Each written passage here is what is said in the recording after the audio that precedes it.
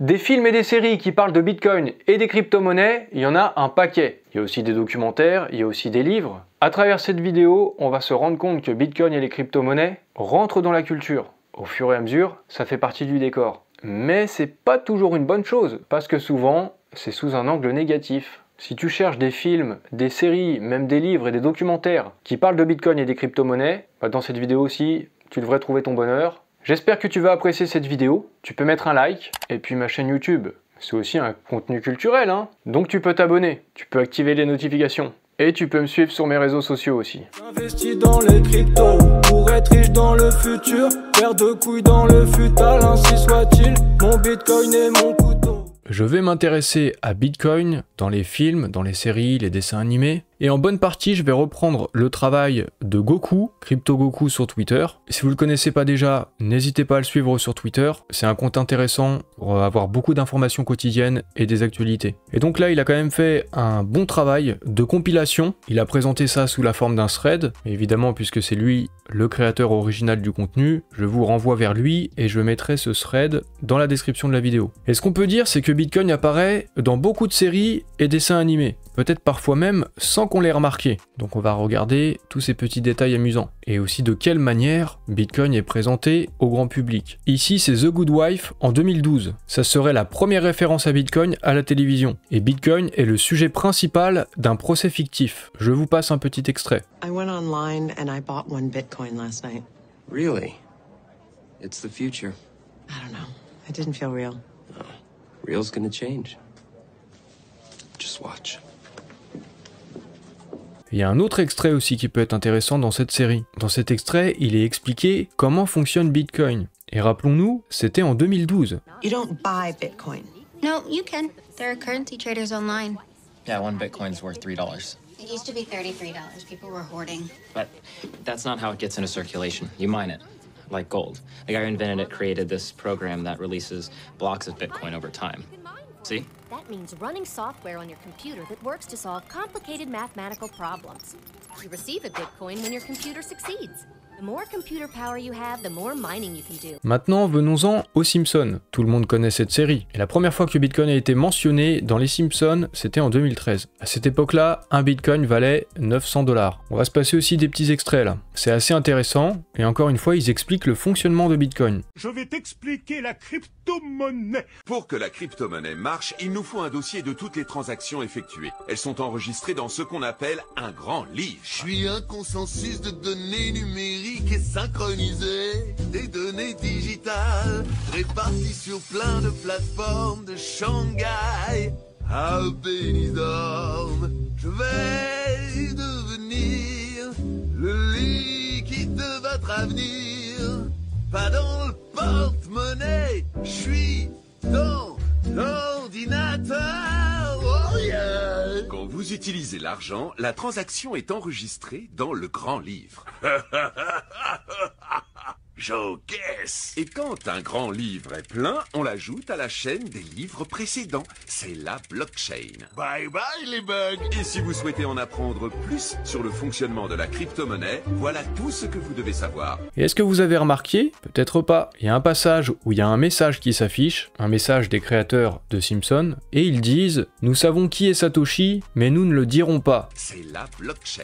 Bye bye les bugs. Et si Voilà, c'est ce passage-là. Juste après ce moment-là, il y a une image qui apparaît à l'écran et on voit ça en bas. Est-ce que les créateurs de Simpsons connaissent Satoshi? J'en suis pas sûr non plus. Il y a d'autres petits détails, des mentions de Bitcoin dans la série, comme par exemple à un moment, sur un panneau publicitaire, disant que le paiement en Bitcoin est accepté. Ou alors, quand Marge regarde la télé, il y a un petit bandeau d'informations qui passe en dessous, comme sur nos chaînes de télé, et il est fait mention de Bitcoin comme ayant une valeur infinie. Dans ce bandeau, on voit en gros les indices boursiers, et on voit Bitcoin ici de manière très furtive. Plus surprenant, il est fait mention de Bitcoin dans une série française, Plus belle la vie, en 2019. Il y a une négociation au téléphone avec un escroc, et l'escroc demande d'être payé en Bitcoin. Je vous passe un court extrait, c'est un petit peu marrant. Vous allez me virer des Bitcoins, à l'adresse que je vais vous donner. C'est quoi les Bitcoins? De la crypto-monnaie. Vous êtes là? Oui, absolument. Et vous en voulez combien des Bitcoins? Yolande. Les Bitcoins, c'est pas des choux-fleurs, on ne demande pas combien on en veut, hein. Qu'est-ce qui se passe là? Y a quelqu'un avec vous? Écoutez, moi, je travaille à l'ancienne. Alors, faut but machin, là, je m'en contrefous. Alors, ce sera en cash et en main propre. D'accord? Putain, c'est foutu. Et maintenant, on va passer à South Park, en 2021. Alors c'est assez barré dans South Park. Et il y a Butters qui est enfermé dans un asile psychiatrique en raison de son penchant pour des œuvres d'art pixelisées, donc sous forme de NFT. Là encore, je vais vous passer quelques extraits. With NFTs, you can give your customers unique digital goods on the blockchain. So much more than just food. And lots of people know about NFTs. Exclusive digital characters that they can have on their phones 24/7. It's the future. You can't just sell food to people. You lure your customers in with some good pancakes and french fries, and then you fuck them with some NFTs. That's what we're gonna do. And if you just believe in NFTs, then I believe in NFTs, and then they believe in NFTs, and we make all kinds of fucking money. Butters s'est enfermé dans un asile de fous, et le simple fait de prononcer le mot NFT déclenche aussitôt une alarme. I'm gonna tell you something that's going to change your life. Have you ever heard of NFTs?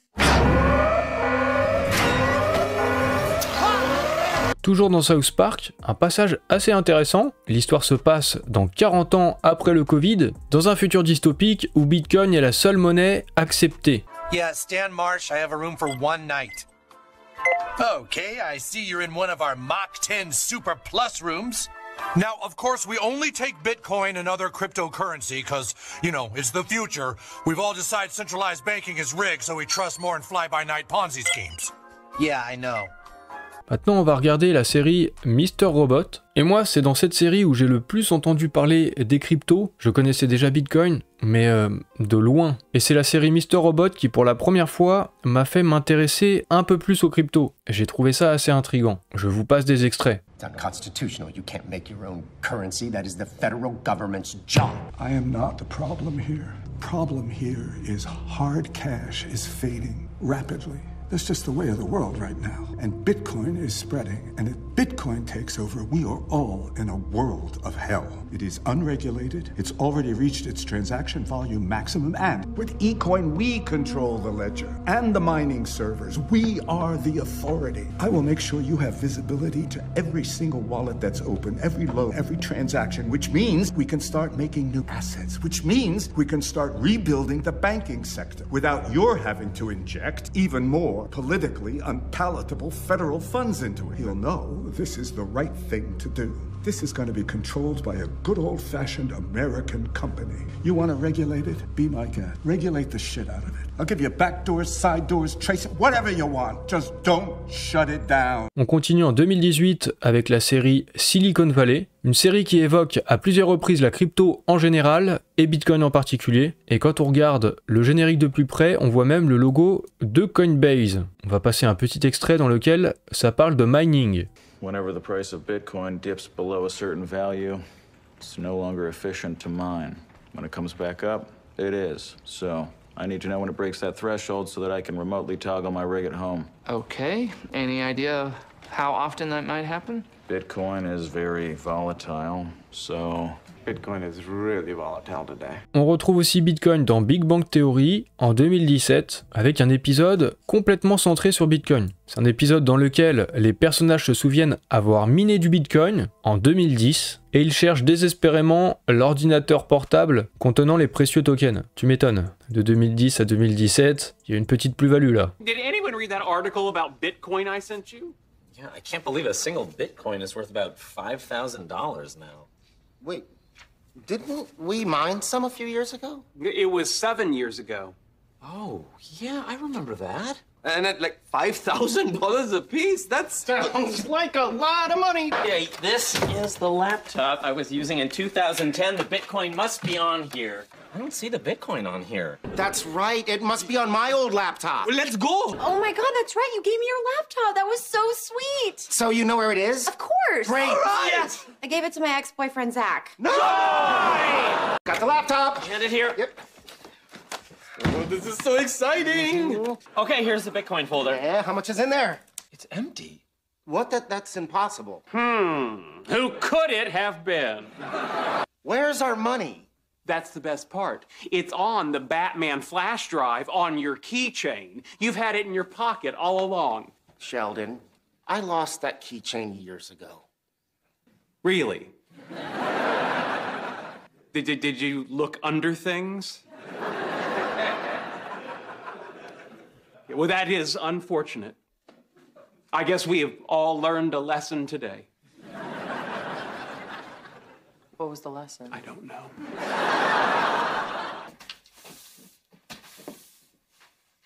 Huh. What's that? Ooh, Batman flash drive. It's pretty cool. Huh.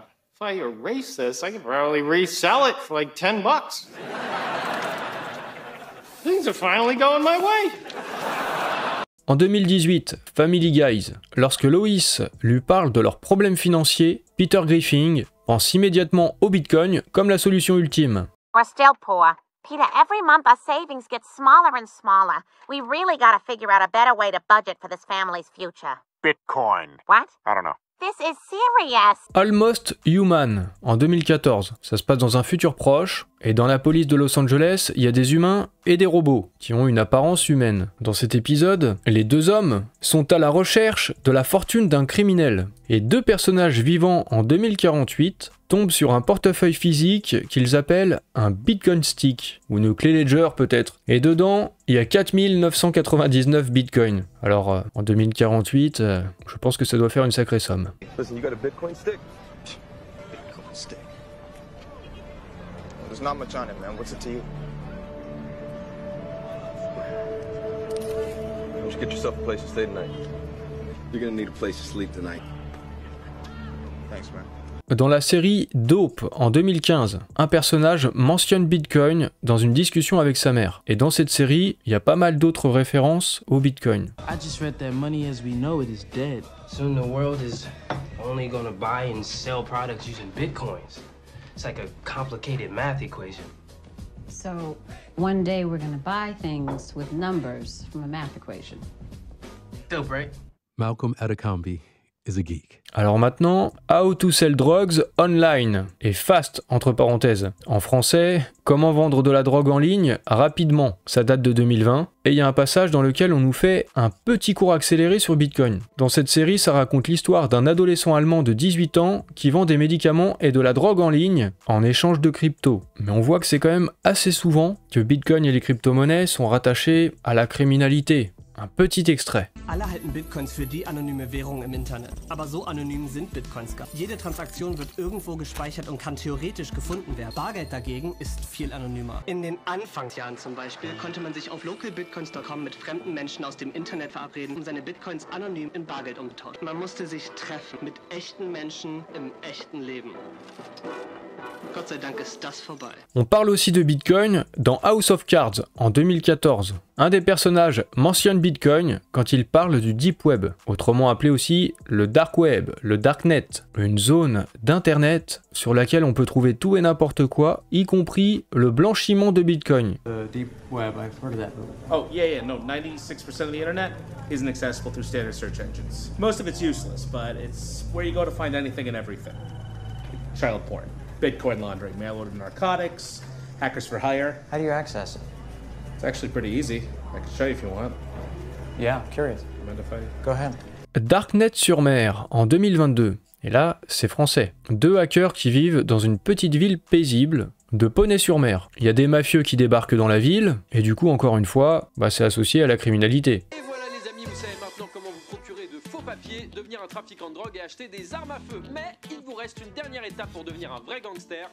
Et donc pour terminer ce top 5 des debunks du Darknet, je vais vous parler d'un site incroyable qui propose des services de, tenez-vous bien, la mafia albanaise. Regardez, je vous mens pas, hein. Vrasessin, hop, Albanian Mafia, Hire a Hitman. Vrasessin qui, dans leur grande générosité, propose des services des meilleurs tueurs à gages de ta région contre 5 bitcoins, soit 50 000 €. Ils se font pas chier ces albanoches quand même, hein. C'est du fake. Mais évidemment que c'est du fake les gars, enfin j'ai pas besoin de le préciser quand même. Startup en 2016. Une jeune informaticienne d'origine cubaine met au point une technologie digitale innovante. Dans cette histoire, on parle du lancement d'une nouvelle crypto. J'ai besoin que tu les transfères. Mais t'as qu'à le faire toi-même. Ils vont me tuer. Imaginez qu'il y ait une monnaie qui n'aurait pas de frontières, sans aucun risque de saisie. Avec l'argent que je suis prêt à vous donner, on peut faire quelque chose qui sera capable de changer le monde. La Casa de Papel, en 2018. Rio montre au professeur que le prix d'un missile sur le dark web est de 60 bitcoins. On voit ça sur le visuel. Regardez, ce n'est pas si cher, 60 bitcoins. Dans Deadpool en 2016. Alors c'est rapide, c'est furtif, mais il est possible d'apercevoir un clin d'œil à Bitcoin. C'est sûrement pas par hasard qu'on voit en arrière-plan un petit panneau Bitcoin. Person of Interest en 2014. La série mentionne Bitcoin comme étant la seule monnaie utilisée sur le black market. On est encore sur le darknet. Encore une fois, ça touche à la criminalité. Help bust an online market in illegal substances called the Black Market Bazaar. Think of it as eBay for narcotics on the darknet. Customers could get anything from a dime bag of marijuana to a kilogram of heroin delivered to their door within 24 hours. Oh, how does everybody stay out of jail? The Black Market Bazaar only accepts bitcoins, the digital cryptocurrency. Maintenant dans Spider-Man New Generation en 2018, c'est une sorte de Easter egg sur Bitcoin qui moque sa volatilité. On voit ça ici sur le panneau d'affichage. Encore une fois, un bandeau qui affiche les news, et il est dit Bitcoin atteint un nouveau sommet, et puis juste après, Bitcoin atteint un nouveau point bas. Donc voilà, on se moque de la volatilité. Billions en 2020, dans cet épisode, Bobby Axelrod tient en main un hardware wallet Ledger. On voit ça bien ici là sur l'image. Et le Bitcoin est clairement mentionné négativement dans cette partie. Un avocat américain essaye de coincer Bobby pour faute financière. Criminal Minds maintenant, alors vu le titre, on se doute que ça va parler de criminalité. Encore une fois, et donc Bitcoin est à nouveau associé à la criminalité. Comment tuer son boss ? Le 2, en 2014. Et dans ce film, on aperçoit Jamie Foxx qui évoque un prépaiement en Bitcoin. Ça parle d'escroquerie, de kidnapping, et donc de paiement en Bitcoin. Gold, en 2022. Dans ce film, deux hommes découvrent la plus grosse pépite d'or au monde, mais ils doivent encore trouver un moyen de l'extraire. Et dans le court passage que je vais vous passer, on entend à la radio que le Bitcoin se négocie à 1 250 000 $. Bitcoin is currently trading at $1.25 million US. Leading charity crypto coin Avatar Invicta distributed another $1 billion in aid to the Northern Territories Court.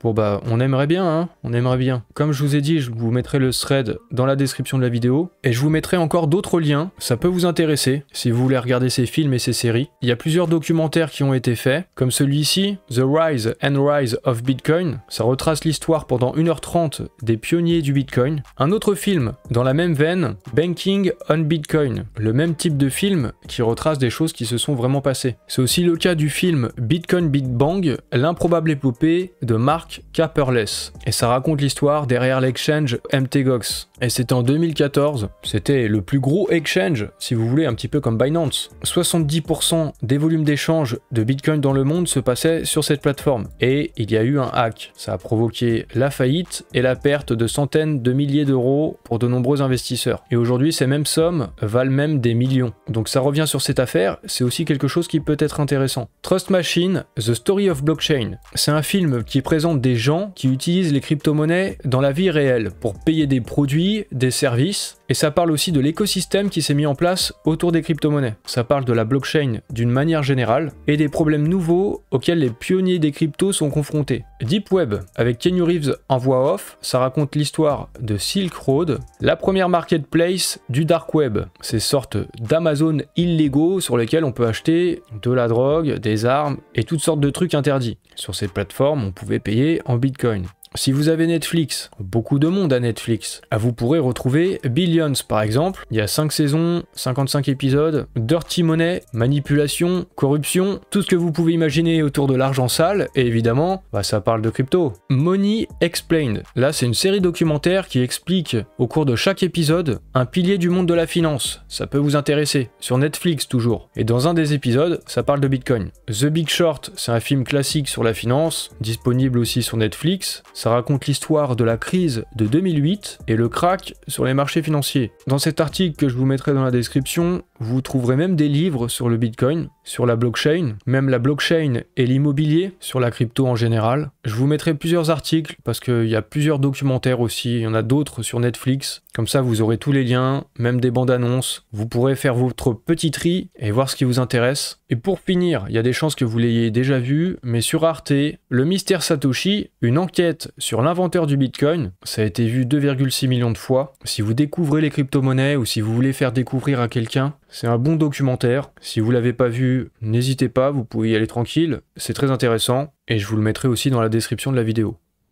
Comme on a pu le constater assez souvent, c'est sous un angle négatif que les crypto-monnaies et Bitcoin est abordé à travers les films, les séries, les œuvres culturelles. Mais en parler, c'est déjà bien. On voit aussi que parfois il y a de la pédagogie et le fonctionnement de Bitcoin est carrément expliqué dans des séries. Est-ce que c'est parce que ça apparaît dans des séries, dans des films, que Bitcoin va rentrer dans la culture? Ou est-ce que c'est parce que Bitcoin est rentré dans la culture que ça commence à apparaître dans les films? C'est l'histoire de l'œuf ou la poule, mais en tout cas, ça s'auto-alimente au bout d'un moment. Et j'ai l'impression que les crypto-monnaies sont de plus en plus présentes dans les esprits. Maintenant, ce qu'on peut souhaiter, c'est qu'à l'avenir, ce soit traité sous un angle positif ou neutre même, juste pour ce que c'est, et pas toujours à travers le prisme de la criminalité. Je t'ai mis des liens dans la description, j'espère que tu apprécies cette vidéo, tu peux la liker, tu peux t'abonner à ma chaîne, activer les notifications et me suivre sur les réseaux sociaux.